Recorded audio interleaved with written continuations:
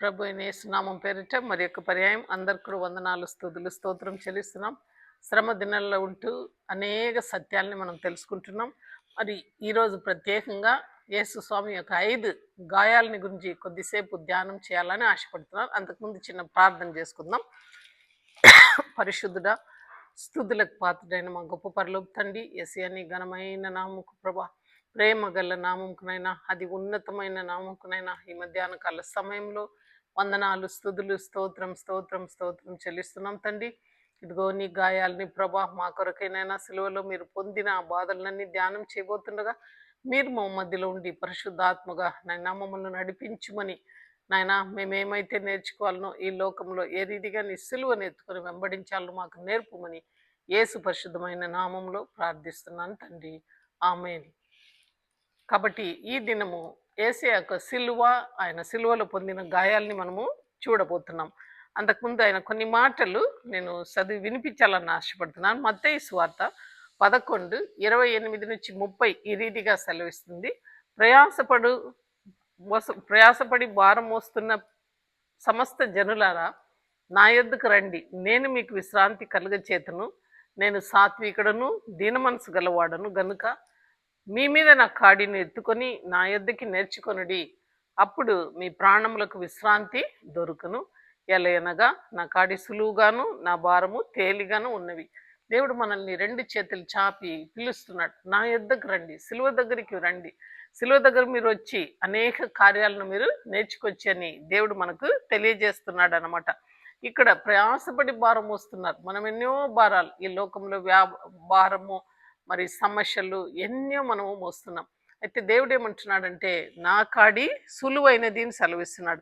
నా యొద్ద నేర్చుకోడి, నా ప్రాణము మీ ప్రాణమునకు విశ్రాంతి దొరుకును అని సెలవిస్తున్నాడు అనమాట. కాబట్టి ఆయన వైపు మనం చూస్తూ ముందుకు సాగాల. రెండవదిగా యోహాను సువార్త 12:32లో ఏమంటున్నాడంటే, నేను మీ భూమి మీద నుండి పైకి ఎత్తబడిన ఎడల అందరినీ నా యొద్దకు ఆకర్షించుకుందను అని చెప్తున్నాడు అనమాట. ఆయన హీ విల్ అట్రాక్ట్ ఎవ్రీబడి, అంటే he meant about the cross. నేను పైకి ఎక్కినప్పుడు అందరినీ కూడా నా దగ్గర నేను స్వీకరించుకుంటున్నాను అని ఈస్ టెల్లింగ్ అనమాట. కాబట్టి ఎప్పుడైతే యేసయ్య సిలువకి ఎక్కాడో ఆ సిలువ వైపు చూచినప్పుడు మనకు రక్షణ, పాప క్షమాపణ, స్వస్థత అన్నీ కూడా కలుగుతుంది. శాపం నుంచి విడుదల అవన్నీ కూడా మనం తేరి చూచినప్పుడు. ఇంకొక మాట కూడా చెప్తున్నాడు యోహాను సువార్త 3:14-15లో ఏమంటున్నాడంటే, అరణ్యంలో మోషే సర్పమును ఎలాగ ఎత్తునో అలాగనే విశ్వసించి ప్రతివాడు నశింపక ఆయన ద్వారా నిత్య జీవము పొందినట్లు మనుష్య కుమారుడు ఎత్తబడవలను అని సెలవిస్తున్నాడు. అంటే ఎలాగ అరణ్యంలో మోషే యొక్క పామును ఎత్తినాడు, సర్పమును ఎత్తాడనమాట. అనేక మంది దారి తప్పి ఆ యొక్క పాము కాటుకు వాళ్ళు పడిపోయినారనమాట. వారు ఏదేము దేశమును చుట్టి పోవాలనని షోరు కొండ నుండి ఎర్ర సముద్ర మార్గంలో వాళ్ళు వెలుచుండగా జనులు ప్రాణము సొమసిల్లిపోయింది. కాబట్టి ప్రజలు మోషేకు విరుద్ధంగా సన్నిగిరి అనమాట. ఇక్కడ ఆహారం లేదు, ఎందుకు ఇక్కడ మమ్మల్ని తీసుకొచ్చినాం? అందుకు యెహోవా ప్రజల్ని తాపకరమైన సర్పములను పంపెను, అవి వారిని కరిసేదనమాట. అప్పుడు వాళ్ళందరూ చాలామంది చనిపోయారు. అప్పుడు వాళ్ళందరూ కూడా మోషేకు విరుద్ధంగాను యెహోవాకు విరుద్ధంగాను సనిగినాం, మేము గొనిగినామని ఒప్పుకొని వాళ్ళు మోషే దగ్గర అడుగుచున్నారు, నువ్వు దేవునికి మొరబెట్టు. అప్పుడు ఎప్పుడైతే మోషే మొరబెట్టాడో దేవుడు ఏమంటున్నాడంటే, యెహోవా ఒక ఇత్తడి సర్పాన్ని నువ్వు చేసి ఆ యొక్క కొమ్మ మీద నిలబెట్టును, ఎవరైతే దాన్ని తేరి చూస్తారో ఆ పాము కాటుకు వాళ్ళు బ్రతుకుతారని సెలవిస్తున్నాడు. ఆ రీతిగా దేవుడు ఏమంటున్నాడు, అరణ్యంలో ఎలాగ మోషే పామును ఎత్తాడో అలాగా నేను కూడా ఎత్తబడతాను. నా వైపు మీరు తేరి చూచినప్పుడు మీకు స్వస్థత కలుగుతుంది, నిత్య జీవం కలుగుతుంది అని సెలవిస్తున్నాడు. మరి ఓసియా 11:4లో కూడా దేవుడు ఏమంటున్నాడంటే, ఒకడు మనుషులను తోడుకొని పోనట్లుగా స్నేహబంధంతో నేను వారిని బంధించి ఆకర్షించుకొని, ఒకడు పశువుల మీదకి కాడి తీసినట్లు నేను వారి కాడిని తీసి వారి ఎదుట భోజనం పెట్టి తిని. He has taken all our burdens అనమాట. God is pleading and telling. నేను ఒక స్నేహ బంధంతో, ఒక స్నేహితుడు ఎలాగ మనుషులతో తోడుకొని పోతున్నాడో ఆ రీతిగా నేను తోడుకొని పోయినాను. నీ మీద ఉన్న కాడిని, ఆ యొక్క కాడిని నేను తుడిచివేసినాను, నీ ఎదుట నేను భోజనం పెట్టి తిని అని సెలవిస్తున్నాడు. కాబట్టి మనం దేవుని దగ్గరికి రావాలా, ఆయన సిలువ దగ్గరికి రావాలా అని దేవుని యొక్క ఆయన ఎదురు చూస్తున్నాడు. యెషయా గ్రంథం 51:1లో కూడా ఆయన ఈ రీతిగా సెలవిస్తున్నాడు, నీతిని అనుసరించుచు యెహోవాను వెదుకుచు ఉండు వారులారా నా మాట వినుడి. మీరు ఏ పట్టణం నుండి ఏ బండ నుండి చెక్కపడిదిరో దాన్ని ఆలోచించుడి. మీరు ఏ గుండె నుండి తవ్వబడితిరో దాన్ని ఆలోచించుడి. ఏ బండ నుండి మనం చెక్కబడినాం చూడండి. క్రీస్తులో మనము చెక్కబడి ఉన్నాం. ఆయన పోలికలో మనము చెక్కబడి ఉన్నాం. ఆయన రూపులో మనము చెక్కబడి ఉన్నాం. ఏ బండల నుండి మీరు చెక్కబడారో ఆ బండను తేరి చూడుడి అని దేవుడు మనల్ని హెచ్చరిస్తున్నాడు అన్నమాట. కాబట్టి ఇవన్నీ మనం చూసినప్పుడు మనము దేవుని దగ్గర రావాల్సిన వారమే ఉంటున్నాం. 1 కొరింథీ 10:4 కూడా ఆయన ఏమంటున్నాడంటే, అందరూ ఆత్మ సంబంధమైన ఒకే పానము చేసి తిరిగి ఎలయనగా తమను వెంబడించిన ఆత్మ సంబంధమైన బండలోనికి త్రాగి ఆ బండ క్రీస్తే అంటున్నారు. ఇజ్రాయెల్ నడిచినప్పుడు వాళ్ళు బండలను చీల్చి నీళ్లు తాగిరి. ఆ రీతిగా మనకు యేసుక్రీస్తే ఆ బండ జీవజల ఊటగా ఆయన ఉంటున్నాడు. నా దగ్గరికి రండి అని సెలవిస్తున్నాడు. ఇప్పుడు మనము ఏషియా గ్రంథంలో నుంచి ఆయన ఏ రీతిగా ఒక సఫరింగ్ సర్వెంట్గా ఈ లోకానికి వచ్చాడనేది కొన్ని మాటలు మనం చదువుకుందాం. ఏషియా 53:4-8 వరకు చూస్తే, నిక్షయముగా అతడు మన రోగములను భరించెను, మన వ్యసనములను సహించెను. ఆయన మొత్తబడిన వాడుగాను, దేవుని వలన బాధింపబడిన వాడుగాను, శ్రమ నొందిన వాడుగాను మనమందరూ ఎంచితిమి. దేవుడు ఆయనను మొత్తినాడని మనం అనుకుంటున్నాం. ఎందుకంటే ఆయన పాపి, అందుకే ఆయన మొత్తినాడేమో అని మనం అనుకుంటున్నాం. అలా కాదు. నీకోసరం నా కోసరం ఆయన మొత్తబడినాడు. మన వ్యసనము, మన బాధలు అన్నీ కూడా ఆయన శిలువ పైన భరించాడు అనమాట. యేసయ్య మన అతిక్రమములను బట్టి అతడు గాయపరచబడెను, మన దోషములను బట్టి నలగగొట్టబడను. నలగంటే చిన్నగా కాదు, 39 కొరడా దెబ్బలు అనమాట. వీధిలో ఎప్పుడైతే గెచ్చమని తోటలో ఆయన మోకరించి ఆ యొక్క చెమట రక్త బిందుగా కార్చిందో అప్పటి నుంచే రక్తం చిందడం ప్రారంభం చేశాడు. వీధిలో ఆయన ఇడుచుకొని పోతున్నారనమాట. ఎక్కడెక్కడ దెబ్బలు ఆయన ముఖం మీద, కాళ్ళల్లో, చేతులలో అంతా కూడా మన సమాధార్థమైన శిక్ష అతని మీద పడను, అతడు పొందిన దెబ్బల చేత మనకు స్వస్థత కలుగుచున్నచ్చు. ఎంతగా నల్లగొట్టపడాడు అనమాట.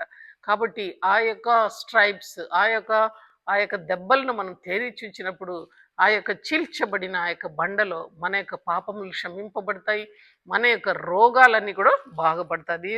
గ్రంథకర్త సెలవిస్తున్నాడు. మనమందరూ గొర్రెల పిల్లల వరే త్రోవ తప్పిపోతిమి, మనలో ప్రతివాడు తనకిష్టమైనది త్రోవలు వెళ్ళెను, అయితే యెహోవా మనందరి దోషమును అతని మీద మోపెను. చూడండి, మనమేమో దారి తప్పిపోయినాం, అయితే యెహోవా దేవుడు మన మీద ఉన్న ఆ యొక్క పాపం అంతా కూడా యేసయ్య మీద మోపాడు అనమాట. అది ఆయనకి ఇష్టంగా ఉండిందంట. అతడు దౌర్జన్యం నొందెను, బాధింపబడినను అతడు నోరు తెరవలేదు. వదకు తేబడు గొర్రె పిల్లను బొచ్చి కత్తిరించి వాని ఎదుట గొర్రెయు మౌనముగా ఉండునట్లు అతడు నోరు తెరవలేదు. చూడండి, because of you and me he never opened his mouth అనమాట. పిలాతు కూడా, నేను ఇంతగా నీతో మాట్లాడుచున్నాను, నేను ఏ మాటలు పలకడం లేదే అంటే ఆయన మౌనంగా ఉన్నాడు. అయితే నీ రాజ్యం ఎక్కడిది అంటే, నా రాజ్యం ఈ లోకానికి సంబంధించినది కాదు అని ఒక మాట మాత్రం పిలాతు దగ్గర ఆయన నోరు విప్పి మాట్లాడినట్లు మనం చూస్తాం. అయితే అన్యాయపు తీర్పు నొందిన వాడై ఆయన అతను కొనిపోబడును వాక్యం సెలవిస్తుంది. చూడండి ఎంత భయంకరమైన తీర్పు. మనం ఇప్పుడు ఒక్కొక్క వూండ్ గురించి చూడాలా. యేసు స్వామి పొందిన ఆ యొక్క వూండ్స్ అన్ని కూడా తన చేతుల ద్వారా యేసయ్య మొట్టమొదటి వూండ్ను మనము చూస్తాం. ఆయన హ్యాండ్స్లో కరుకైన మేకులు దించబడినాయి అన్నమాట. అది మనం చూచినప్పుడు మనం ఏం చేయవలసింది చూడండి. యేసయ్య ఈ లోకాన్ని సృష్టించిన దేవుడు ఆదిలో ఆదం అవ్వను తన చేతులారా వాళ్ళని చక్కని బొమ్మలుగా చేసి తన సారూప్యంలో ఏర్పరచుకొని వాళ్ళల్లో నాసిగా రంధ్రంలో తన ఊపిరిని ఊది వాళ్ళని అంతగా చక్కగా చూసి వాళ్ళిద్దరి మధ్యలో ఎప్పుడు తిరిగేవాడు. అలాంటి చేతుల్లో కరుకైన మేకులు మనము కొట్టివేసేసినాం. అది ఎందుకంటే మన పాపమే దానికి దారి తీసిందనమాట. అంతేకాకుండా ఆయన ఈ లోకంలో తిరిగినప్పుడు కుష్ఠరోగులను ఆయన కౌలించుకున్నాడు. వాళ్ళ దగ్గర వచ్చినప్పుడు వాళ్ళని ముట్టుకున్నాడు అనమాట. హీ టచ్ ద లెపర్స్ అనమాట. అంతేకాకుండా చనిపోయిన వారిని తలితాకు మీద చేయబట్టి లేపాడు. 4 దినము చనిపోయిన శవమైన లాజరును బయటికి తీసుకొని వచ్చినాడు అనమాట. అంతేకాకుండా చిన్నపిల్లలు ఆయన దగ్గరికి వచ్చినప్పుడు నా దగ్గరికి రానివ్వండి అని వాళ్ళని ఎత్తుకొని ముద్దులాడి ఒడ్ల మీద ఆయన కూర్చోబెట్టుకున్నాడు అనమాట, 2 చేతులు చాపి. అంతేకాకుండా శిష్యుల పాదాలని ఆయన ఆ యొక్క మాండి థర్స్డే మనం చూస్తాము. శిష్యుల పాదాలను ఆ చేతుల్లో పవిత్రమైన యేసయ్య చేతులు ఆ పాదములను కడుగుచున్నాడు అనమాట.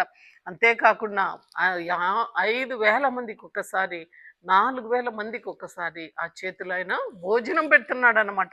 అంతేకాకుండా మనం 22:16 ఇవన్నీ మనం చూచినప్పుడు మనము ఆ చేతులను ఏ రీతిగా మనం వాడుకుంటున్నాం ఏసే చెప్తున్నాడు.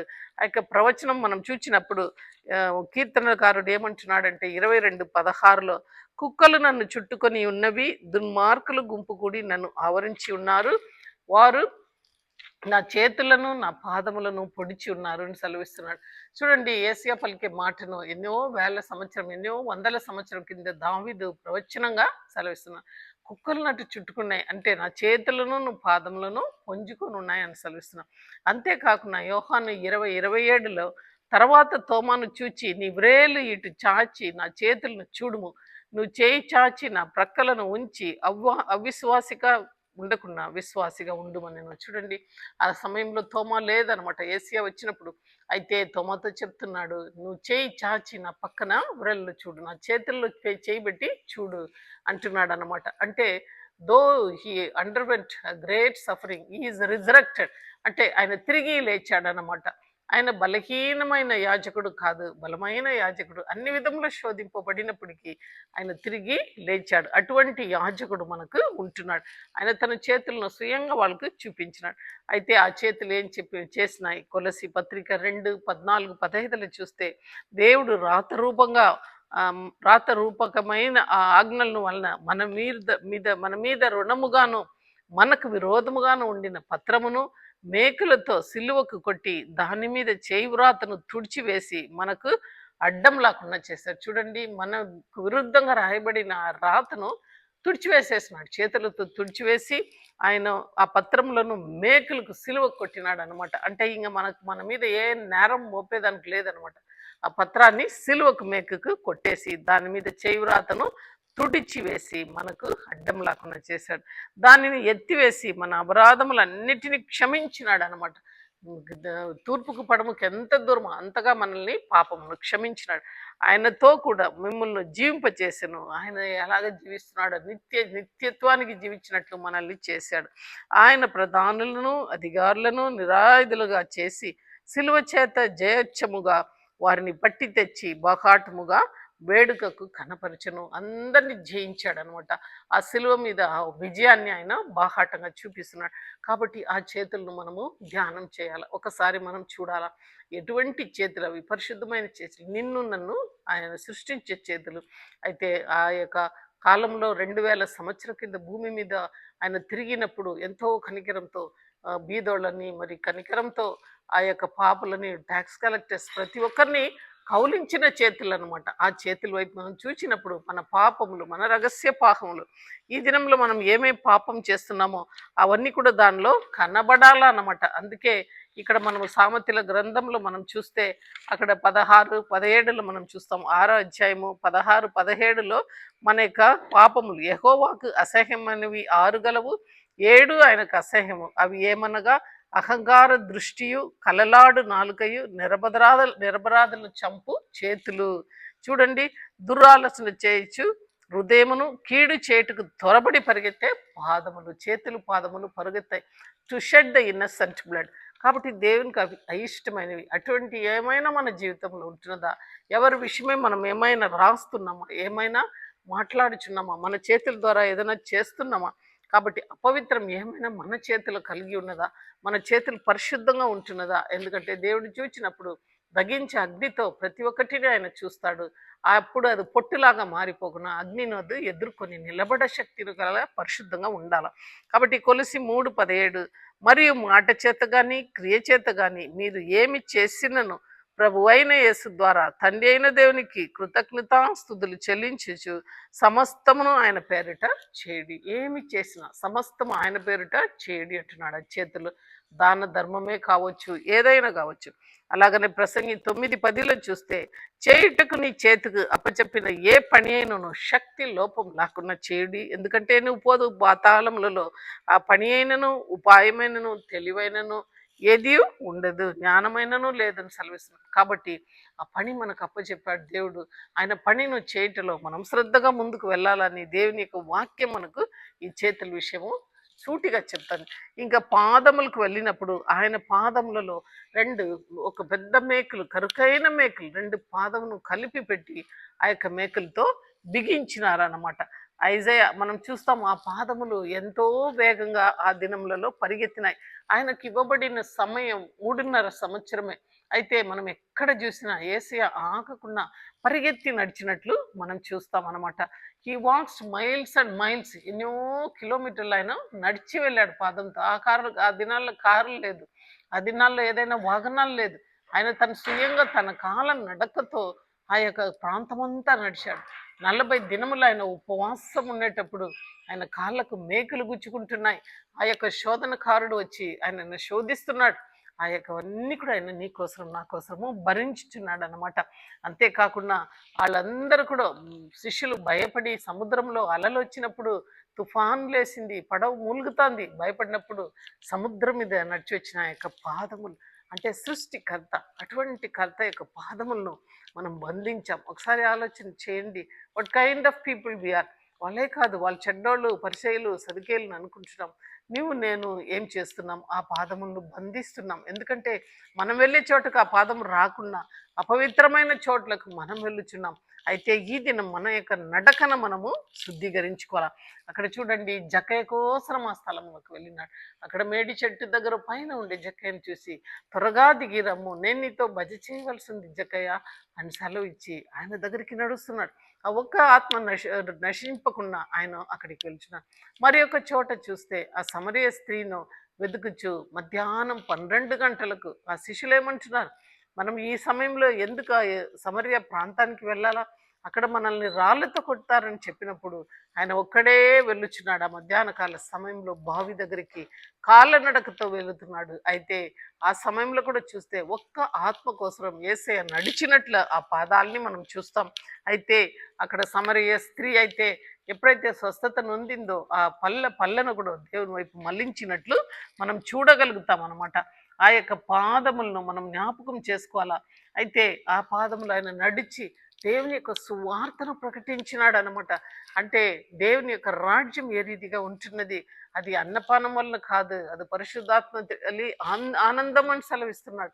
ఆ యొక్క ఉపమానాలన్నీ కూడా చాలా తెలివిగా, సింపుల్గా ఆ యొక్క మామూలు మనుషులు అర్థం చేసుకున్నట్లు మాట్లాడుచున్నాడు. కొండ మీద ఎక్కి నడుచుకొని పోయి అక్కడ కూర్చోబెట్టి వాళ్ళతో మాట్లాడినాడు. సముద్ర తీరంకు నడుచుకొని పోయి అక్కడ మాట్లాడినాడు. పడవలో కూర్చొని మాట్లాడినాడు. చూడండి, సమాధిలో ఉన్న ఆ యొక్క దయం పట్టిన వానికి దగ్గరికి వెళ్ళి ఆయనను ముట్టి ఆయనలో ఉన్న ఆ యొక్క సహనాన్ని, దయాన్ని వెళ్ళగొట్టాడు అనమాట. పందులోకి పంపించాడు. చూడండి ఎంత గొప్ప దేవుడు, కాల నడకతోనే ఆయన నడిచినట్లు చూస్తాం. It's something very great. ఇంకా కూడా మనం చూచినప్పుడు ఎంతో గొప్ప దేవుడు, లోకాన్ని సృష్టించిన దేవుడు ఈ 3.5 సంవత్సరంలో తండ్రి చిత్తం నెరవేరుట కోసం ఆయన అగ్గర్నిశ పని చేసినట్లు ఆ పాదములను చూస్తాం. అయితే పాదములను మనం చూచినప్పుడు యెషయా 52:7 ఏమంటున్నాడంటే, సువార్త ప్రకటించు అని పాదము సమాధానము చాటించిచ్చు, సువర్ధమానము ప్రకటించిచ్చు, రక్షణ సమాచారము ప్రకటించిచ్చు వాని పాదములు నీ దేవుడు ఏలుచుండెను, సియోనితో చెప్పుచున్నవా అని పాదములు పర్వతం మీద ఎంతో సుందరమైనవి అంటున్నాడు. అంటే స్వార్థ చెప్పు అని పాదం ఎంతో సుందరం అంటున్నాడు. అయితే ఇక్కడ లూకా 24:39లో మనం చూస్తే, నేను ఆయనను అనుకొనుటకు నా చేతులను నా పాదములను చూడండి. ఆయనే నేను అని అనుకోవాలంటే మీరు నా చేతులను పాదములను చూడు నేను శిష్యులకు చూపిస్తున్నాడు. నేనే యేసయ్య, నన్ను పట్టి చూడుడి, నాకున్నట్లుగా మీరు చూచిన ఎముకలు మాంసము భూతములకు ఉండవని చెప్పి తన చేతులను పాదములను వారికి చూపెట్టను. చూడండి, భూతములకు అవి స్పిరిట్, వాటికి మాంసం ఉండదు, ఆ యొక్క ఎముకలు ఉండదు. అయితే నాకైతే ఎముకలు మాంసం ఉంటున్నది, నన్ను పట్టి చూడుడి అని ఆ యొక్క శిష్యుల దగ్గర ఒక సామాన్య వ్యక్తిగా దేవుడు తను తాను బయలుపరుచుకుంటున్నాడు. కాబట్టి మనమేం చేయాలా? 1 యోహాను 2:6లో చూస్తే, ఆయన ఎందు నిలిచి ఉండేవాడు చెప్పుకొనివాడు ఆయన ఎలాగ నడుచుకొనునో అలాగనే తానును నడుచుకొను బద్ధుడై ఉన్నాడు. మనము ఆయన యందు ఉండామని దీనివల్లనే తెలుసుకొని ఉన్నాము. మనము ఆయనలో ఉన్నామని చెప్పి ఆయన త్రోవలు మనం నడవకుండా పక్క త్రోవలు మనం నడిచినట్లయితే అబద్ధం ఆడేవాళ్ళం.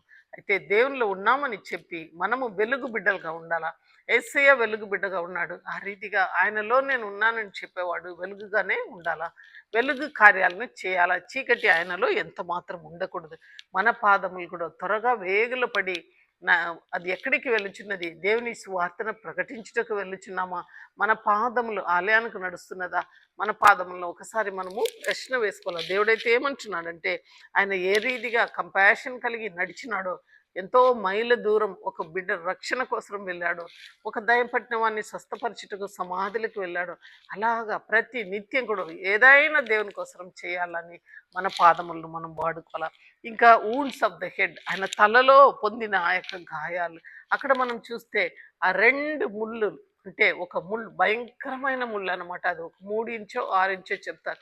అటువంటి ముళ్ళను వాళ్ళు అల్లినారనమాట. 2 తీగలను కలిపి అల్లి ఆయన తల మీద పెట్టారనమాట. చూడండి మత్తయి 27:29, ముళ్ళ కిరీటములు అల్లి ఆయన తలకు పెట్టి ఒక రెల్లు ఆయన కుడి చేతిలో ఉంచి ఆయన ఎదుట మోకాలుండి, యూదుల రాజు నీకు శుభమని ఆయనను అపహసించిరి. చూడండి, యూదుల రాజు నీకు శుభము అని చేతిలో ఒక రెల్లు ఇచ్చి ఆయనను ముళ్ళ కిరీటం పెట్టి ఆ ముళ్ళ కిరీటం మీద కొట్టారన్నమాట.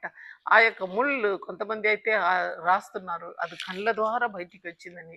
ఎక్కడ చూచినా ఆయన చూసేదానికి వికారంగా ఒక మాంసపు ముద్దగా మారిపోయినట్లు మనం ఏసియాని చూస్తాం. అంటే ప్రతి ఒక్క రక్త బొట్టు నీకోసరం నాకోసరం ఆయన కార్చాడు. ఈ శ్రమ దినాల్లో ఆ రక్తాన్ని మనం చూడాలా, తేరి చూడాలా. అయ్యో మన తలంపులు ఎలాంటివిగా ఉన్నాయి. ఆ ముళ్ళ కిరీటాన్ని మనం చూచినప్పుడు మనకు జీవ కిరీటం ఇచ్చుటకు ఆయన ముళ్ళ కిరీటాన్ని ధరించాడు. చూడండి, మొదటి జేమ్స్ పత్రికలో మనం చూస్తాము 1:12 మనం చూస్తే, శోధనను సహించువాడు ధన్యుడు, అతని శోధనకు నిలిచిన వాడై ప్రభువు తన్ను ప్రేమించి వారికి వాగ్దానము చేసిన జీవ కిరీటము పొందును. ఎవడైతే శోధనలు సహిస్తాడో వాడు ధన్యుడు. ఎందుకంటే వాళ్ళకి జీవ కిరీటం దేవుడు ఇస్తానని వాగ్దానం చేశాడు. నీకోసరం నాకోసరం ముళ్ళ కిరీటం ఆయన ధరించాడు. మనకైతే జీవ కిరీటాన్ని ఆయన ఉంచి ఉన్నాడు అనమాట. కాబట్టి మన తలలు పరిశుద్ధంగా ఉండాలా, పరిశుద్ధమైన ప్రవర్తన కలిగి మనం జీవించాలని దేవుడు ఎదురు చూస్తున్నాడు. ఈ ముళ్ళును మనం మొట్టమొదటిగా ఎక్కడ చూస్తామంటే, అది ఎక్కడ లేదు, ఏదేని తోటంలో మంచిగా ఒక సుందర వనంగా ఉన్నింది. అయితే ఆ ముళ్ళను తెచ్చింది ఆదాము అవ్వ. అక్కడ జెనసిస్ 3:17 చూస్తే, ఆయన ఆదాముతో నువ్వు భార్య మాట విని తినవద్దని నేను నీకు ఆజ్ఞాపించిన ఆ యొక్క వృక్ష ఫలను తింటివి గనుక నీ నిమిత్తము నేల శపింపబడి ఉన్నది. కాబట్టి ప్రయాసంతో నీవు బ్రతుకు దినములన్నిటిలో దాని పంటను తిందువు. మరి అది ముళ్ళ తిప్పలను కచ్చ పొదలను నీకు మొలిపించును అని దేవుడు ఆదాంతో మాట్లాడుతున్నాడు. అంతవరకు ఏదైనా తోటంలో ముళ్ళు లేదనమాట. ఎప్పుడైతే ఆదాం పాపం చేశాడో, దేవుని మాట వినకుండా అది అవిధేయత చూపించాడో, అప్పుడు ముళ్ళ పొదను గచ్చ పొదను అక్కడ ప్రారంభమైంది. కాబట్టి ఎక్కడైతే ఆ శాపమైన ముళ్ళు ప్రారంభమైందో ఆ యొక్క శాపాన్ని తీసేదానికోసం తన తలలో ఆ ముళ్ళను ఆయన కిరీటంగా ధరించారు. నీ మీద నా మీద ఉన్న శాపం ఆయన కొట్టివేయుటకు, తండ్రి చేసే పాపము, మన తాత ముత్తాతలు చేసే శాపము, అవన్నీ కూడా కుటుంబాల్లో రాకుండా ఆ శాపాలని ఒకేసారి కొట్టివేయుటకు తన తల మీద ఆయన ముళ్ళ కిరీటాన్ని భరించాడనమాట. కాబట్టి when you look at the cross you must think, lord generation wise you have forgiven us. మా మీద ఉన్న యొక్క శాపము, a curse you have removed it, Lord, we thank you Jesus. ఆ మాట మనలో రావాలన్నమాట. మన తలంపులు పరిశుద్ధంగా ఉండాలి. చూడండి, రోమా 12:2లో మీరు ఈ లోక మర్యాదను అనుసరింపగా ఉత్తమను అనుకూలము సంపూర్ణమైన దేవుని చిత్తమేదో భరించి ఎరిగి తెలుసుకున్నట్లు మీ మనసు మారి నూతనమగునట్లు రూపాంతరం పొందుది. మన మనసు మారాలా, భావ విమోచన మనలో రావాలా. ఎవరినైతే మనం కొట్లాడినామో అలాంటి వాళ్ళతో పోయి క్షమాపణ పొందుకోవాలా. దేవుడు కోరేది ఇదే. మన తలంపులో ప్రైడ్ ఉండకూడదు, ఎన్వి ఉండకూడదు, జలస్ ఉండకూడదు, అకంభావం ఉండకూడదు, గర్వం ఉండకూడదు. కాబట్టి మనము ఆ హంబుల్నెస్, ఆ యొక్క హెడ్ అనమాట, పవిత్రంగా ఉండాలి. పవిత్రమైన తలంపు. పాత నిబంధనలన్నీ కూడా మనం చూస్తే, నాబోతు ఆ యొక్క ద్రాక్ష తోటాన్ని ఆయన భార్య ఏ రీతిగా అబద్ధ సాక్ష్యాలను పంపి నాబోతును రాళ్లతో కొట్టి చంపివేసి ఆ తోటాన్ని ఆగాబు రాజుకి ఇస్తుంది.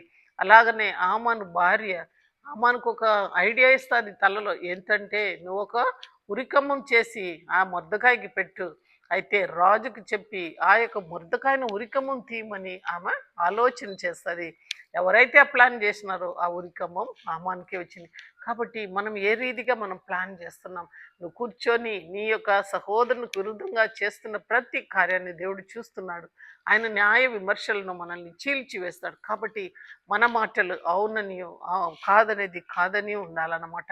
మనం యథార్థమైన జీవితం జీవించాలని దేవుడు, పరిశుద్ధమైన తలము కలిగి భావ విమోచన కలిగి మనం ఉండాలని దేవుడు ఎదురు చూస్తున్నాడు. ఆయన యొక్క పక్క యొక్క ఆయన వీపులో మనం చూస్తే 39 కొరడా దెబ్బలు. రోమా ప్రభుత్వం అయితే ఎవరినైనా సిలువలో వేయాలంటే ఆయనకు అంతా కూడా వాళ్ళ యొక్క బట్టలన్నీ కూడా తీసివేసి చీటు వేసినారని వాక్యం సెలవిస్తుంది. నీకోసరం నా కోసరం ఆయన బట్టలు లేకున్నా ఆయన యొక్క సిలువ పైన ఆయన సిలువకి ఎక్కాడు. అయితే 39 కొరడా దెబ్బలు ఒకే రాత్రి ఆ యొక్క ఏరోదు దగ్గరను, పిలాతు దగ్గరను, కైపా దగ్గరను, అన్న దగ్గరను తీసుకొని కొనిపోబడినాడు. అయితే స్తంభానికి కట్టి ఒక గొర్రె పిల్లని ఎలాగ వధించారో ఆ రీతిగా ఆయన వీపు పైన దున్నిన నేల మాదిరి 39 కొరడా దెబ్బలు. ఆ కొరడా గురించి మనం చూసినప్పుడు దాని యొక్క ముక్క ఎముకలు కొన్ని మెటల్ పీసెస్ ఉంటాయి. ఎప్పుడైతే అది కండ మాదిరి వీపు మీద వెళ్ళినప్పుడు కండలను చీల్చుకొని తీసుకొని వస్తుంది అన్నమాట. అయితే దేవుడు ఎంతో భారం నీకోసరం నా కోసరం భరించాడు. మనం వాక్యంలో చూస్తే 40 సంవత్సరం ఆ యొక్క పక్షిరాజు ఎలాగ తన బిడ్డలను రక్కల మీద చాపి తీసుకొని పోయిందో అలాగా నేను నిన్న మోసుకొని పోయినానని దేవుడు చెల్లవిస్తున్నాడు. అట్టి దేవుడు తన వీపును నీకోసరం దున్నిన నేలగా మార్చాడు. మనం ఇప్పుడైనా ఆ దర్శనం చూసిన వెంటనైనా మనం మారు మనసు పొందాలా. వాక్యం వినటమే కాదు, దేవుని కోసం మనము మంచి బిడ్డలుగా ఈ లోకంలో జీవించాల. ఆ వీపు అందుకే చెప్తున్నాడు, ముదిమి వచ్చేంత వరకు మోయివాడు నేనే, సంక పెట్టుకునేవాడును నేనే అంటున్నాడు. నేను ఎత్తుకుంటున్నాను, నేను ఆ రక్కల చాపిని నేను తీసుకొని పోయినాను కదా. ఎలాగా గద్ద తన బిడ్డలను తీసుకొని పోతుందో అలాగ నేను తీసుకొని వెళ్ళానని ఇజ్రాయెల్కి చెప్తున్నాడు దేవుడు. కాబట్టి నీ నా పరిస్థితి ఏంటి? యెషయా చెప్తున్నాడు, మన అతిక్రమములను బట్టి అతడు గాయపరచబడను, మన దోషమును బట్టి నలగగొట్టబడను, మన సమాధార్థమైన శిక్ష అతని మీద పడెను. చూడండి, మనకును తండ్రికి సమాధాన పరచాలని ఆ శిక్షను ఒక గొర్రె పిల్ల మాదిరి మధ్యలో ఆయన నిలబడి భరించాడు అనమాట. అయితే అతడు పొందిన దెబ్బల చేత మనకు స్వస్థత కలుగుతుంది. whenever you sit and meditate the wounds of the Lord, the stripes of the Lord, you will be healed అనమాట. అది వాక్యం సెలవిస్తుంది. కొన్ని మిషన్ హాస్పిటల్స్లో మనం చూస్తే నిన్ను స్వస్థపరిచే యెహోవా నేనే అనే వాక్యం గొప్పగా రాస్తారనమాట. It is true. దేవుడు మనల్ని స్వస్థపరిచే దేవుడుగా ఈ లోకంలో వచ్చాడనమాట. మన కోసం ఆ శిక్షను భరించిన దేవుడు మనం కలిగి ఉన్నాం.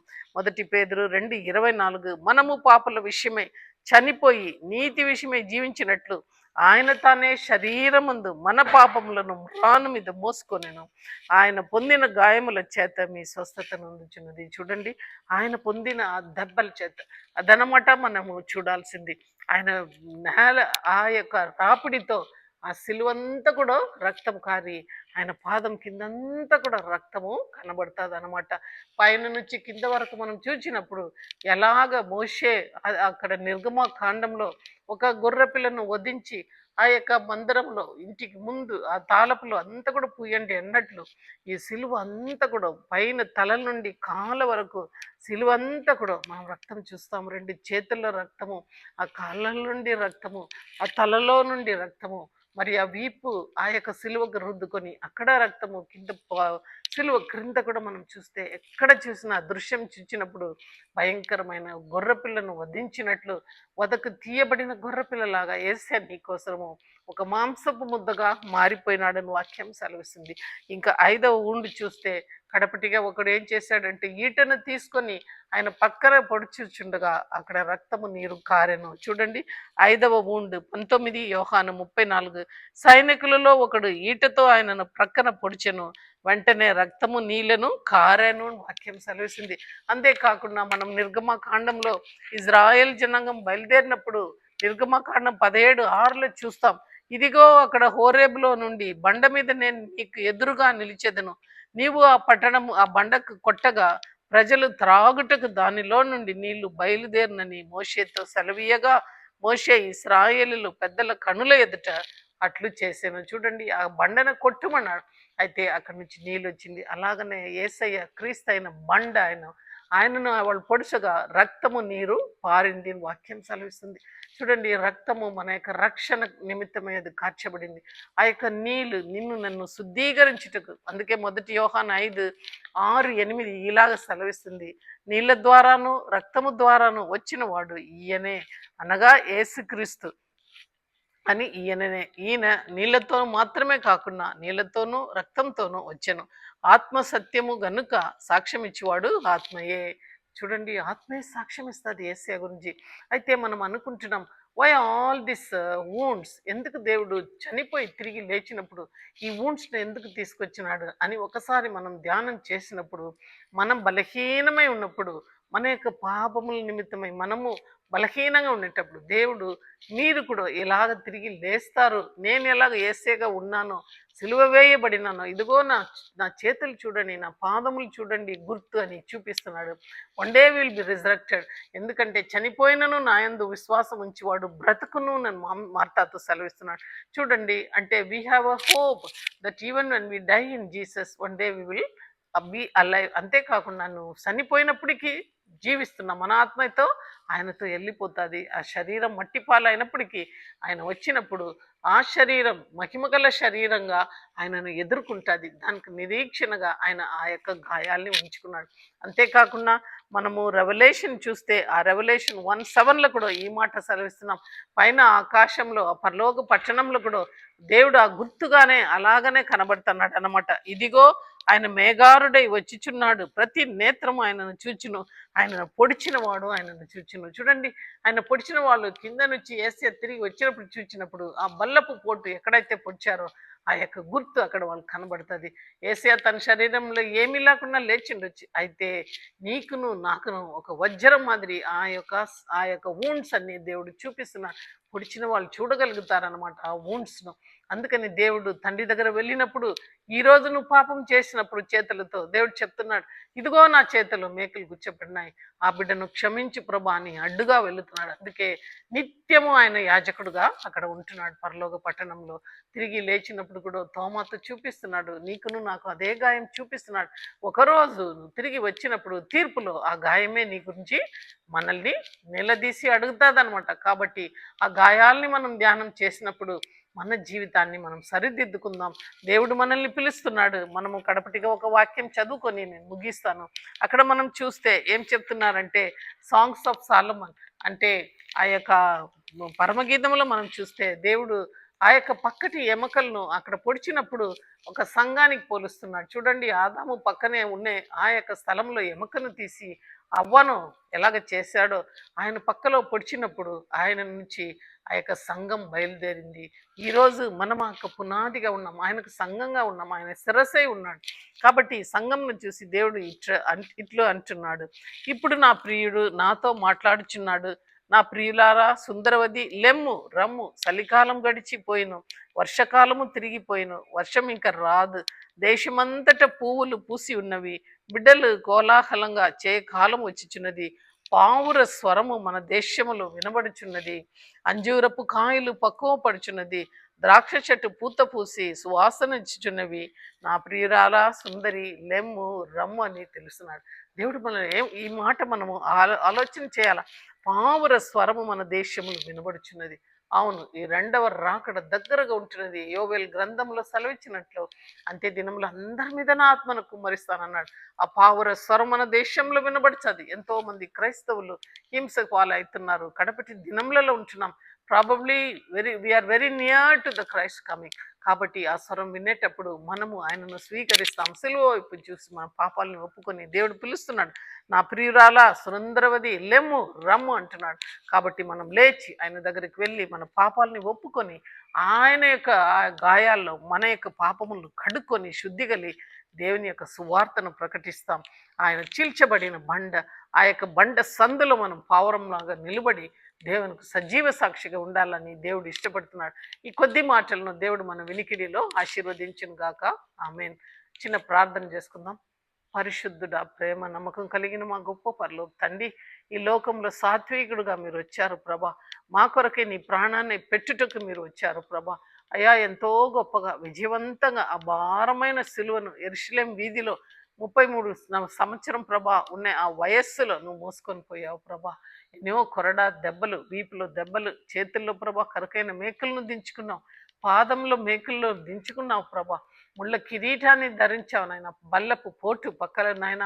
ఇదిగో ఆ యొక్క నాయన గెచ్చమనే తోటలో చెమట రక్తంగా మారగా ప్రభా మా కొరకే ప్రార్థన చేసే దేవుడుగా మీరు కనబడుతున్నారు తండ్రి. ఒక గొర్రెపిల్లలాగా, వధింపబడిన గొర్రెపిల్లలాగా అలనాడు ప్రభా ప్రత్యక్షపు గుడారంలో నాయన ఏ రీతిగా రక్తం వధింపబడిందో, అందరి మీద చల్లబడిందో ఆ రీతిగా ప్రభా లోకం అందటి మీద నీ రక్తం చిందింపబడింది ప్రభా. ఇంత గొప్ప రక్షణను నిర్లక్ష్యం చేసిన ఎడల రాబోయే ఉగ్రతకి ఎలాగ తప్పించుకోగలుగుతాం ప్రభా. ఒక్కసారి ఈ మాట విన్న తర్వాత అయా నీ గాయంలో మమ్మల్ని మీరు తేరి చూసుకొని మా రహస్య పాపములు, మా చేతులతో చేసిన పాపములు, మా కాళ్ళతో చేసిన పాపం, నేత్రంతో ప్రభా, మా చెవులతో, నయనమ నోరుతో, మా తలల ఆలోచనలు ప్రభా, ఇవన్నీ కూడా నువ్వు అంగీకారంగా లేకుండా ఎన్నో మారు తిరుగుబాటు చేశాం. మమ్మల్ని ప్రభా మార్చండి, కడిగివేయండి. నీ గాయంలో మా యొక్క పాపములను చూసుకొని శుద్ధి కలిగి ఇదిగో ప్రభా నీ రాకడ కొరకే మేము సిద్ధపడుటకు అనేక మందిని నీ సిలువ వైపు మళ్లించే బిడ్డలుగా మమ్మల్ని మార్చుకోమని ఇదిగో పావుర స్వరము దేశంలో వినబడతాదని సెలవిచ్చావు. లెమ్ము రమ్మన్నావు ప్రభా. కాబట్టి మేము లేచి ప్రభా నీ సిలువ దగ్గర వచ్చుటకు సహాయం చేయమని నజరేయుడైన యేసు పరిశుద్ధమైన నామంలో ప్రార్థిస్తున్నాను తండ్రి. ఆమేన్.